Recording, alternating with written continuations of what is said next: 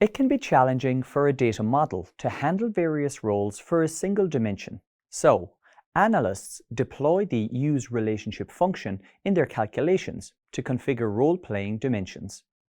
In this video, you learn how to configure a role-playing dimension in Power BI using calculate and use relationship. AdventureWorks wants to analyze its sales data based on the shipping date. Instead of creating a separate date dimension table, it can use the use relationship function in DAX to role-play dimensions. Help the company achieve this by launching Power BI Desktop and loading the AdventureWorks dataset. The data model contains two tables called Sales and Date. The Sales table tracks AdventureWorks' recent sales data. Access Power BI's model view to view the Sales and Date tables. However, after loading data, the model is missing the relationships.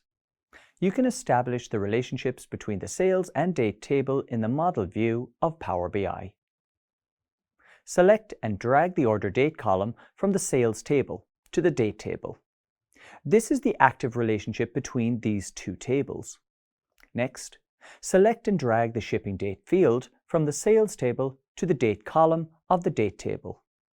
This is an inactive relationship represented by dashed line.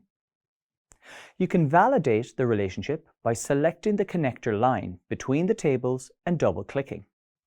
It opens the Edit Relationship dialog box. You can observe the checkbox Make this relationship active is unchecked. Next, you need to create the measure Total Sales by Shipping Date. In the Home tab of Data View, select the New Measure from the Calculations group.